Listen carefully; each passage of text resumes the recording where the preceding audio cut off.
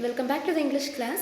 In this video, we are going to discuss about the singular and plural nouns. It is a one-mark grammar for you. It comes in shoes and also it plays an important role in error spotting. You know that noun, right? Noun refers to a person, place, animals, things and ideas. We can classify that noun into two, which is singular noun as well as plural noun. Let us see what is singular noun. When a noun means one only, it is said to be singular. That is, a single unit is said to be singular noun. For example, boy, girl, book, church, box. Plural nouns. When a noun means more than one, it is said to be plural. So more than one, ஒருமை பன்மைன்னு சொல்லுவாங்க. ஒன்றுக்கு மேற்பட்ட இருக்கிறது தான் plural noun சொல்லுவாங்க. Example, boys, girls, books, churches, boxes.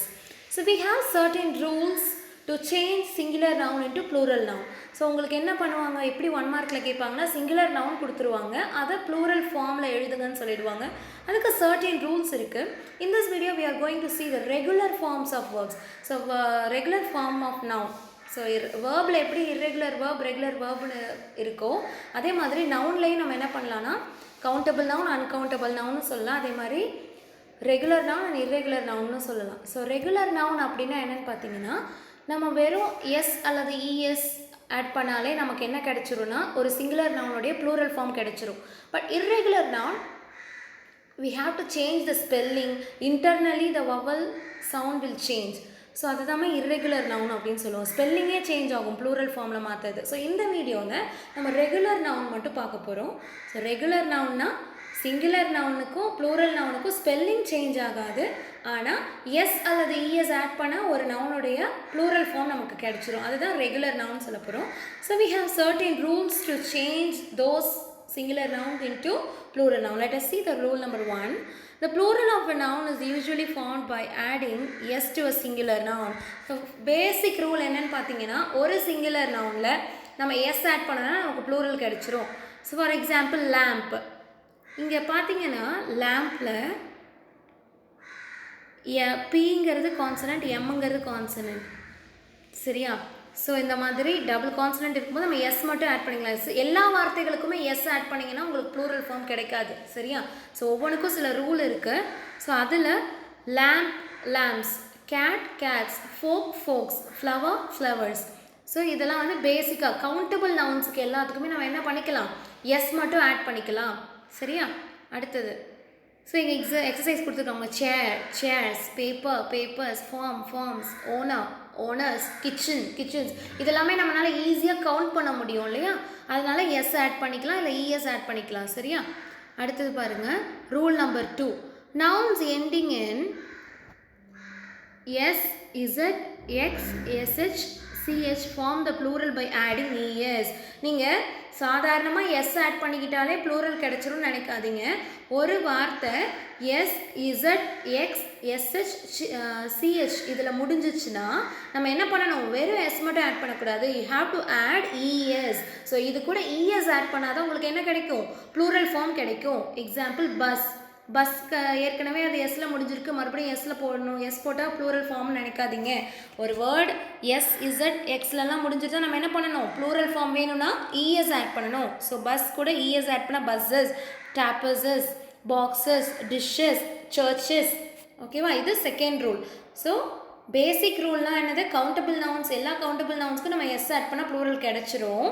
ஆனாலும் அந்த noun S, Z, X, SH, சிஹெச்சில் முடிஞ்சிருந்தா நம்ம என்ன பண்ணணும், இஎஸ் ஆட் பண்ணால் தான் நமக்கு ப்ளூரல் ஃபார்ம் கிடைக்கும்.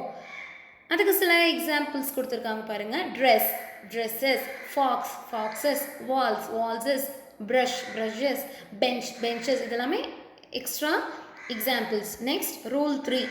ரொம்ப சிம்பிள், ஈஸியாக மார்க் வாங்கிடலாம். எரர் ஸ்பாட்டிங்கில் கண்டிப்பாக இது 1 மார்க்கில் உங்களுக்கு வரும், சரியா? 5 எரர் ஸ்பாட்டிங் கேட்பாங்க. அதில் ஒவ்வொரு கிராமர்லேருந்தும் எரர் ஸ்பாட்டிங் வரும்.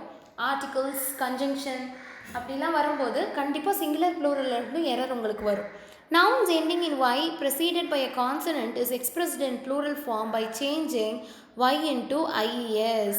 அதாவது என்ன சொல்கிறாங்கன்னா, ஒரு வார்த்தை வையில் முடிஞ்சதுன்னா அந்த வார்த்தைக்கு முன்னாடி, ஃபார் எக்ஸாம்பிள் இங்கே லேடின்னு இருக்கா, லேடிங்கிறது ஒயில் முடிஞ்சிருக்கு. அந்த லேடிக்கு முன்னாடி என்ன லெட்டர் வந்திருக்கு? டிங்கிற லெட்டர். டிங்கிறது என்னது? கான்சனன்ட் இல்லையா?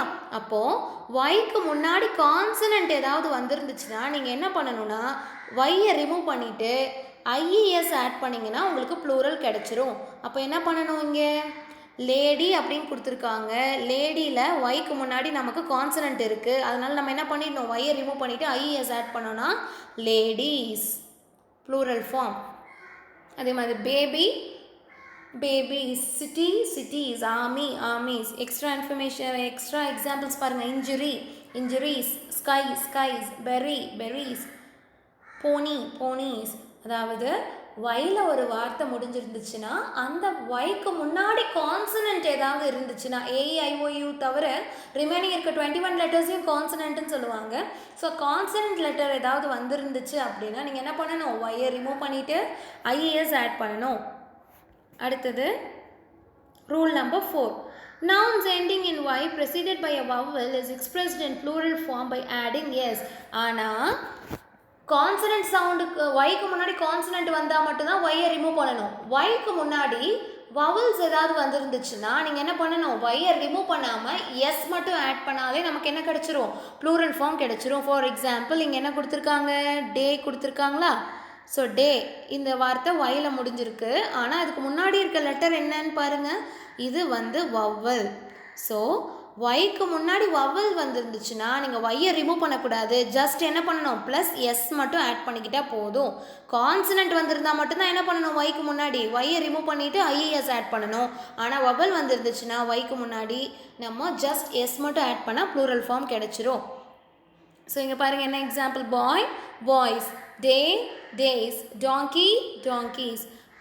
Further examples: essay essays, chimney chimneys, play plays, turkey turkeys, toy toys. இதெல்லாமே AEIOU. ஸோ இந்த ஒய்க்கு முன்னாடி என்ன வந்திருக்கு? AEIOU இதெல்லாம் வந்திருக்கா? Next rule number 5. So most nouns ending in O preceded by a consonant is expressed in plural form by adding es. சில நவுனில் நமக்கு வந்து ஓல முடிஞ்சிருந்துச்சுன்னா அந்த ஓக்கு முன்னாடி கான்சனன்ட் வந்துருந்துச்சுன்னா சரிங்களா? ஓல முடிகிற வார்த்தைக்கு முன்னாடி கான்சனன்ட் வந்துருந்துச்சுன்னா நம்ம என்ன ஆட் பண்ணலாம்? இஎஸ் ஆட் பண்ணலாம். ஆனால் இதுக்கும் சில எக்ஸப்ஷன்ஸ் இருக்குதுன்னு சொல்கிறாங்க. எக்ஸப்ஷன்ஸ்லாம் நம்ம வந்து ஏன் இதுக்கு ரூல் அப்ளிகபிள்லாம் நம்மளால் சொல்ல முடியாது. இங்கிலீஷில் பார்த்தீங்கன்னா ரூல் இஸ் அ ரூல் அப்படின்னு சொல்லுவாங்க. சரியா? ஸோ இங்கே சில வார்த்தைகளுக்கு மட்டும் ஹீரோன்னு கொடுத்துருக்காங்களா?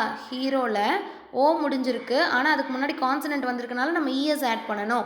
ஹீரோஸ். ஆனால் அதுக்கு சில எக்ஸப்ஷன் இருக்குது. The following nouns are expressed in plural form by adding S only. ஆனால் பியானோ, ஹாலோ இந்த மாதிரி வார்த்தைகள்லையும் ஓக்கு முன்னாடி என்னும் எல்லும் என்னது? கான்சனன்ட் தான் வந்திருக்கு. ஆனாலும் இஎஸ் ஆட் பண்ணக்கூடாது, எஸ் மட்டும் ஆட் பண்ணணும். இதெல்லாம் நீங்கள் மைண்டில் வச்சுக்கணும். சரியா? அடுத்தது most nouns ending in O preceded by a vowel are expressed in plural form by adding S. அது மட்டும் இல்லை, இப்போது ஓல முடிகிற வார்த்தைக்கு முன்னாடி நமக்கு கான்சனன்ட் வந்துருந்துச்சுன்னா நம்ம என்ன பண்ணணும்? இஎஸ் ஆட் பண்ணணும்னு பார்த்தோம். ஆனால் சில எக்ஸப்ஷன், இந்த பியானோன்ற வேர்டு, ஹாலோன்ற வேர்டுக்கு மட்டும் நம்ம என்ன பண்ணணும்? வெறும் எஸ் மட்டும் போடணும்னு பார்த்தோம். இப்போது ஒரு வார்த்தை ஓல முடிஞ்சிருந்தா அதுக்கு முன்னாடி வவல் சவுண்ட் ஏதாவது வந்துருந்துச்சுன்னா நீங்கள் என்ன பண்ணணும்? ஜஸ்ட் எஸ் மட்டும் ஆட் பண்ணால் உங்களுக்கு ப்ளூரல் ஃபார்ம் கிடச்சிரும். ஸோ எக்ஸாம்பிள் பாருங்கள். போர்ட்ஃபோலியோ. போர்ட்ஃபோலியோவில் ஓ இருக்கா? ஓக்கு முன்னாடி என்னது? ஐங்கிற வவல் வந்திருக்கு. அதனால் நீங்கள் எஸ் மட்டும் ஆட் பண்ணால் போதும். Next studio. ஸ்டூடியோவில் அதே மாதிரி ரேடியோ. இது எல்லாமே என்ன பண்ணணும்? எஸ் மட்டும் ஆட் பண்ணாலே உங்களுக்கு ஆன்சர் கிடச்சிரும், plural form. Example, further examples: potato, potatoes. இதெல்லாமே வந்து எக்ஸப்ஷன். மோட்டோ, மோட்டோஸ். இங்கே எல்லாமே பாருங்கள், எல்லாமே வந்து டீலேயே முடியுதா? வல்கனோ. இதெல்லாமே ஓக்கு முன்னாடி எல்லாமே என்னது வந்திருக்கு? கான்சனன்ட் வந்திருக்கு. அதனால் இஎஸ் ஆட் பண்ணியிருக்கோம். என்ன சொல்கிறாங்கன்னா, ஓக்கு முன்னாடி ஒரு வார்த்தை ஓல முடியும், அதுக்கு முன்னாடி நமக்கு என்ன வந்துருந்துச்சுன்னா கான்சனன்ட் வந்துருந்துச்சுன்னா நீங்கள் என்ன பண்ணணும்? இஎஸ் ஆட் பண்ணணும். அதில் சில எக்ஸப்ஷனலுக்கு மட்டும் வெறும் எஸ் ஆட் பண்ணால் போதும். இங்கே நான் கொடுத்துருக்க எல்லா எக்ஸாம்பிள்லேயும் பார்த்தீங்கன்னா ஓக்கு முன்னாடி டி வந்திருக்கு, என் வந்திருக்கு. சரியா? அதனால தான் இஎஸ் ஆட் பண்ணியிருக்கோம். Next rule, rule number 6. Some nouns ending in F or fe are made plural by changing f or fe to ves. So இங்கே என்ன சொல்கிறாங்கன்னா, சில வார்த்தைகள் f அல்லது feல முடிஞ்சதுன்னா நீங்கள் என்ன பண்ணணும், ரெண்டையும் ரிமூவ் பண்ணிவிட்டு ves ஆட் பண்ணிங்கன்னா உங்களுக்கு plural form கிடைச்சிரும். So if a word ends with the letter f or fe, you have to remove that. Instead of that, you have to add ves. So F அல்லது எஃப்இயில் ஒரு வார்த்தை முடிஞ்சிருந்துச்சுன்னா அந்த F அல்லது எஃப்இயை remove பண்ணிவிட்டு நீங்கள் என்ன ஆட் பண்ணணும், விஎஸ் ஆட் பண்ணிங்கன்னா ப்ளூரல் ஃபார்ம் கிடச்சிரும். அதுக்கு எக்ஸாம்பிள் கொடுத்துருக்காங்க பாருங்கள், நைஃப். அந்த எஃப்இயை ரிமூவ் பண்ணிட்டா நைஃப்ஸ். நெக்ஸ்ட் லைஃப், லைஃப்பில் அதை எஃப்இயை ரிமூவ் பண்ணிவிட்டு விஎஸ். Next wife, VS. இதில் சில எக்ஸப்ஷன் இருக்குது. ஸோ என்ன பாருங்கள், ரூஃப், இது எஃப் தான் முடிஞ்சிருக்கு. சேஃப் எஃப்இயில் தான் முடிஞ்சிருக்கு. கர்ச்சிஃப் எஃப்ல முடிஞ்சிருக்கு. இதுக்கெல்லாம் மட்டும் நீங்கள் என்ன பண்ணக்கூடாது, விஎஸ் ஆட் பண்ணக்கூடாது, எஸ் மட்டும் ஆட் பண்ணணும் அப்படின்னு சொல்கிறாங்க. சரியா? ரூஃப், ரூஸ், சேஃப், சேஸ், handkerchief, hoof, staff, staff and cliff, wharf, turf, இதுக்கெல்லாம் நீங்கள் எஸ் ஆட் பண்ணாலே போதும். ஸோ எக்ஸ்ட்ரா எக்ஸாம்பிள் பாருங்கள், shelf, loaf, thief, wolf, leave, இதுக்கெல்லாமே பிஎஸ் ஆட் பண்ணியிருக்காங்க. எக்ஸப்ஷன் மட்டும் ஞாபகம் வச்சுக்கோங்க, மற்றபடி ரொம்ப ஈஸி தான். ஸோ இது என்னது, ஒரு கவுண்டபிள் நவுனுக்கு நம்ம எஸ் ஆட் பண்ணால் நமக்கு ப்ளூரல் ஃபார்ம் கிடைக்கும்.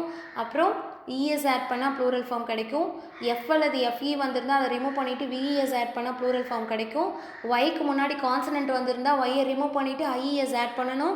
ஒய்க்கு முன்னாடி வவல் வந்திருந்தால் ஜஸ்ட் எஸ் மட்டும் ஆட் பண்ணால் நமக்கு ப்ளூரல் ஃபார்ம் கிடைக்குங்கிறது தான் பேசிக் ரூல். ஸோ 6 தான் நமக்கு ரெகுலர் நவுனுடைய ரூல். ரெகுலர் நவுனா என்ன சொல்லியிருக்கேன், சிங்குலர் நவுனுக்கும் ப்ளூரல் நவுனுக்கும் ஸ்பெல்லிங் சேஞ்ச் ஆகாது, சில லெட்டர்ஸ் மட்டும் சேஞ்ச் ஆகும். ஆட் பண்ணுற மாதிரி இருக்கும், ஒரு லெட்டர் ரிமூவ் பண்ணிவிட்டு இன்னொரு லெட்டரை ஆட் பண்ணுற மாதிரி இருக்கும். பட் இர்ரெகுலர் வேர்ப்னா ஸ்பெல்லிங்கே கொஞ்சம் சேஞ்ச் ஆகிற மாதிரி இருக்கும். நம்ம எஸ் அல்லது இஎஸ் ஆட் பண்ணாலாம் நமக்கு ப்ளூரல் ஃபார்ம் கிடைக்காது. அதுக்கு பதிலாக ஸ்பெல்லிங் சேஞ்ச் ஆகிற மாதிரி இருக்கிறது தான் இர்ரெகுலர் நவுன் அப்படின்னு சொல்லுவோம். ஓகே, இர்ரெகுலர் நவுன் நெக்ஸ்ட் வீடியோவில் பார்க்கலாம். தேங்க்யூ.